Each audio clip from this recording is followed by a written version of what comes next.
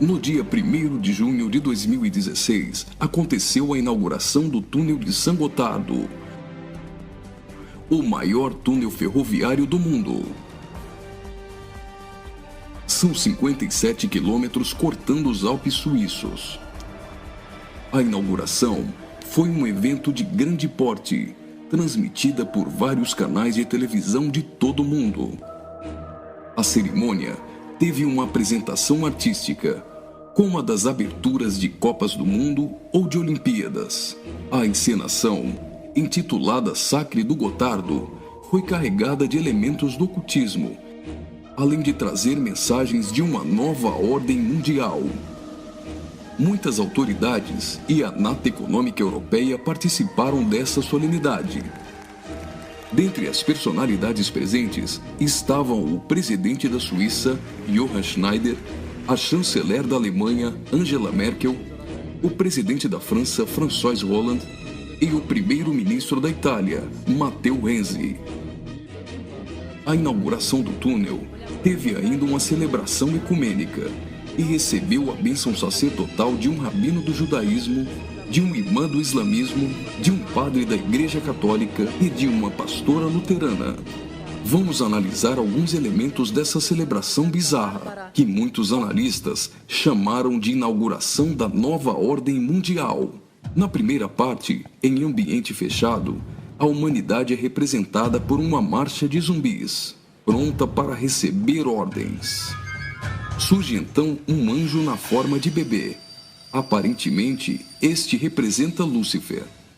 O anjo caído já começa a apresentar semelhanças com Baphomet, que é um dos principais símbolos de Satanás em algumas linhas de culto pagão.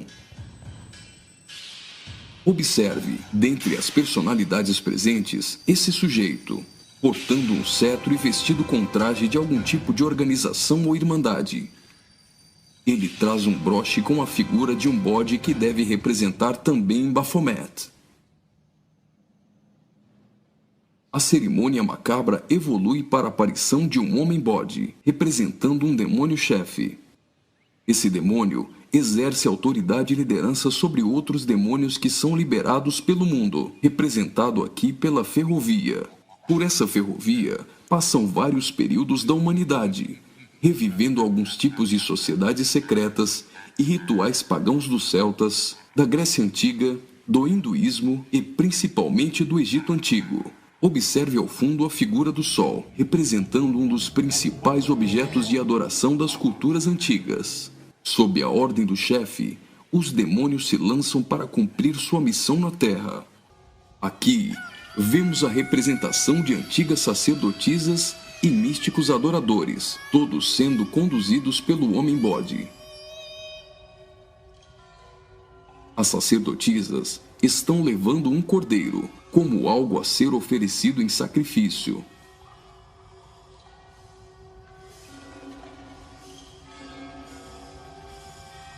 Observe a semelhança dessas sacerdotisas de branco com as adoradoras de Ísis. E nesta exaltação de muitas formas de adoração pagã, não poderia faltar a coroação da Rainha dos Céus.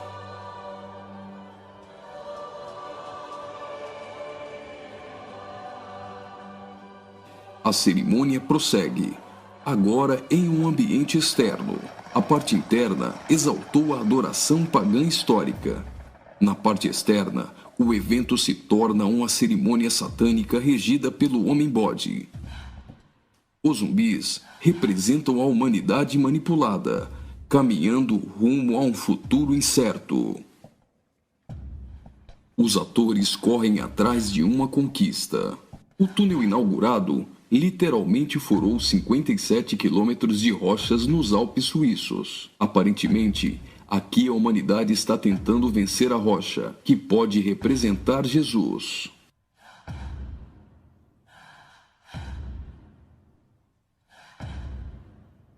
Por várias vezes, eles investem desorganizadamente contra a rocha, mas todas as tentativas são frustradas.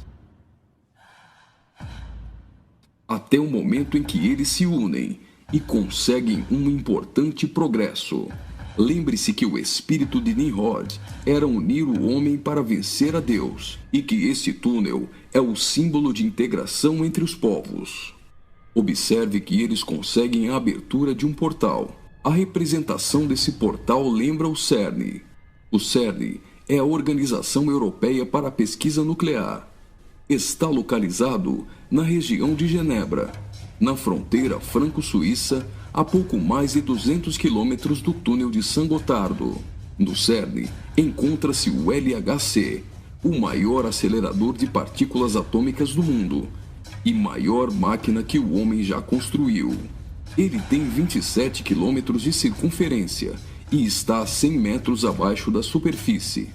O CERN está em busca da antimatéria e tentando recriar o Big Bang. Mas o CERN também tem um propósito esotérico ocultista nem tanto oculto. Segundo a própria comunidade científica, o CERN pretende acessar outras dimensões e se conectar com forças desconhecidas. O respeitadíssimo físico Stephen Hawking advertiu que os experimentos do CERN podem representar graves perigos a nosso planeta. No prefácio de seu livro, Stardust, Hawking afirmou que o acelerador de partículas poderia causar uma decadência catastrófica do vácuo, o que levaria o tempo e o espaço a entrarem em um colapso. Isso poderia destruir não somente o planeta Terra, mas também o sistema solar e todo o universo. Você já deve ter ouvido falar da partícula de Deus, ou bóson de Higgs. Até o Papa implorou a comunidade científica a suspender as operações do LHC, advertindo que eles poderiam abrir os portões do inferno. Observe também que a logo do CERN é a junção de 3 números 6, 666. As cenas seguintes mostram uma sociedade em transformação. Do portal que foi aberto, procede a direção para a humanidade. Veja que uma nova sociedade vai surgindo. O espírito da rebeldia e da sensualidade marcam as pessoas. A decadência da humanidade é representada tanto na forma de uma queda literal, como através da sensualidade.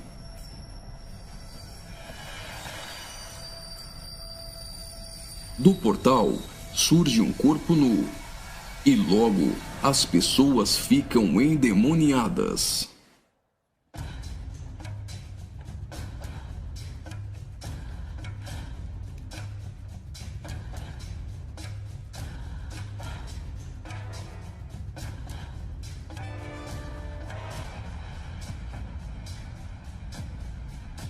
Veja a representação de que existe algo dentro deles. Trabalhadores do túnel aparentemente são representados aqui, mas observe que a verdadeira representação é o deus Shiva, da trindade hinduísta. Shiva é o deus da destruição. Ele destrói para dar lugar a algo novo. A dança de Shiva é considerada a manifestação física do ritmo cósmico. Observe que na entrada do principal laboratório do CERN existe uma imagem de Shiva. A dança destruidora de Shiva é associada à aceleração ou à dança das partículas. A cena seguinte lembra os operários mortos na construção do túnel, mas na verdade representa o sacrifício humano.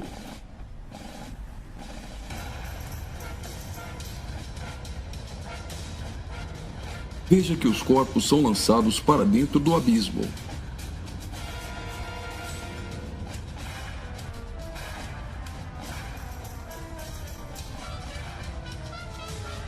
Preste atenção. Do fundo do abismo, as mãos vêm receber o sacrifício.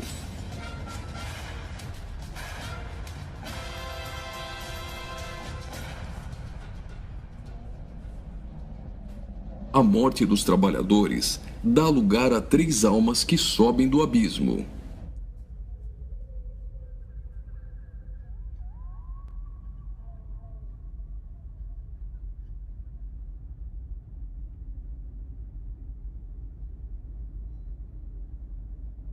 surge então um enorme olho que tudo vê, ou o Olho de Horus, um importante símbolo usado pelos Illuminati.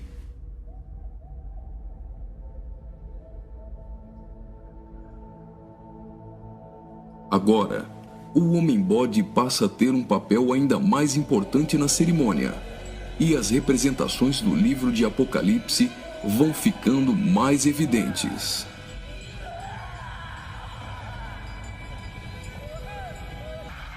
Veja como os demônios se parecem muito com o orixá Omulu. Do portal surge uma figura de um homem, misturada com a de um bode e 3 escaravelhos egípcios. O escaravelho simboliza o deus Khepri, o deus do sol nascente. Homem e bode se fundem, representando a encarnação de Satanás e o surgimento do Anticristo. Ele não será um homem normal. Sua autoridade e poder provém do próprio Satanás. Uma personagem, aparentemente representando a deusa Ísis, surge para ungir o Homem-Bode, que é a própria besta. Como a cerimônia de coroação de um rei, a besta é ungida governante sobre todo o mundo. Observe novamente que os demônios lembram muito o orixá Omulu. Após receber o manto do espírito feminino de Ísis, a besta manifesta atitudes homossexuais.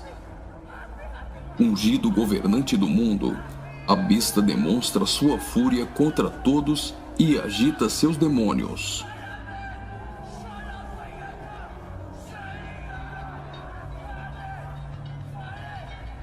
Logo, os demônios sob comando da besta ficam ouriçados.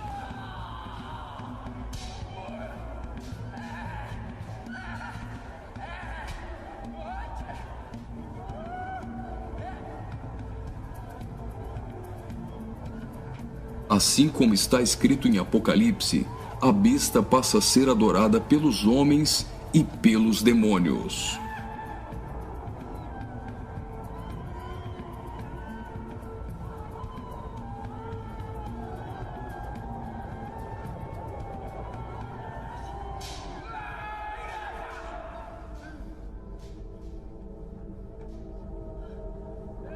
Observe agora o surgimento de 11 personagens, aparentemente representando a Igreja dos 11 Apóstolos. A besta terá autoridade para perseguir a Igreja e para matar os que não lhe adorarem.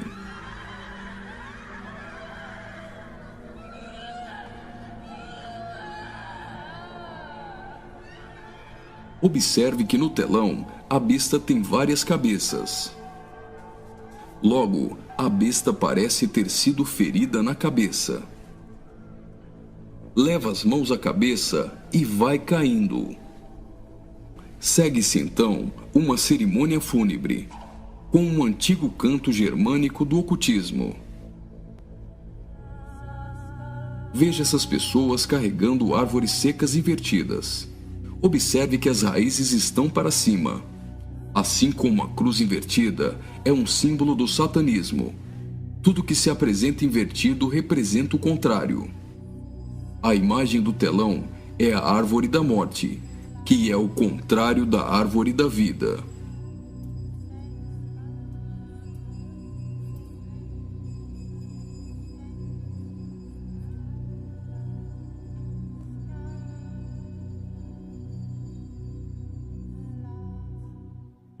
A tecnologia é mostrada como um instrumento para manipular o homem. O avanço da ciência nos últimos dias foi profetizado por Daniel. Observe agora a semelhança da imagem no telão com a Pokébola do game Pokémon GO.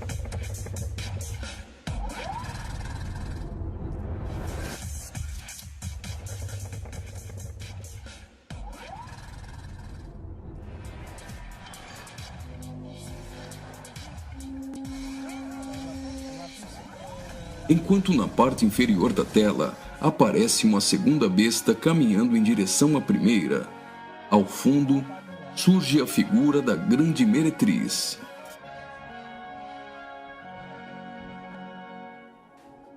Observe que a segunda besta ressuscita a primeira.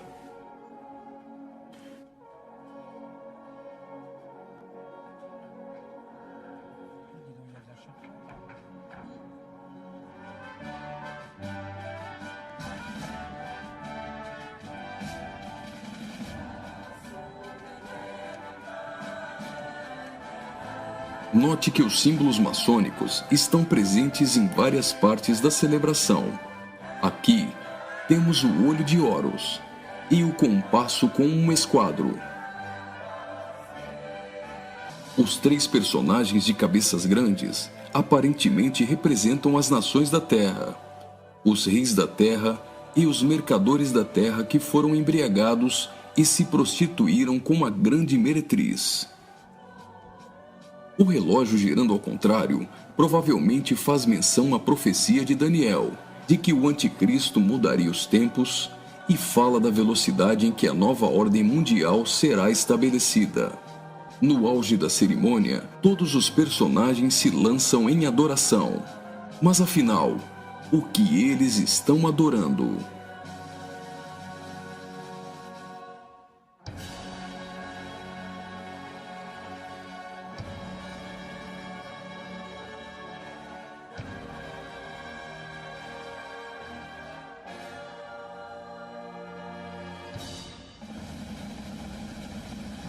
Então, o trem sai do túnel. Mas certamente eles não estão adorando um trem. Eles adoram aquele a quem pensam que venceu a rocha. Eles adoram o grande dragão, a antiga serpente, que se chama Diabo e Satanás, o sedutor de todo mundo. Pensam que Satanás venceu a Cristo. A celebração é como se fosse uma grande vitória, como a consumação de uma enorme conquista.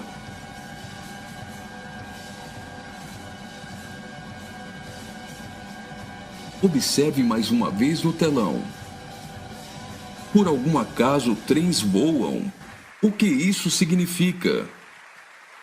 O trem se parece com uma serpente e representa a Satanás, que sempre quis subir aos altos céus e ser exaltado. É justamente isso que eles estão profetizando nesse ato profético. Faria muito sentido se isso fosse um encontro de bruxos e satanistas, mas numa inauguração de uma grande obra pública, com a participação dos principais signatários da Europa, realmente não faz sentido algum. Só que eles se esqueceram de ler todo o livro de Apocalipse. E vi a besta e os reis da terra com seus exércitos, congregados para pelejarem contra aquele que estava montado num cavalo e contra seu exército. Mas a besta foi aprisionada, e com ela o falso profeta, que com sinais feitos diante dela, seduziu aqueles que receberam a marca da besta, e eram os adoradores de sua imagem. Os 2 foram lançados vivos dentro do lago de fogo, que arde com enxofre.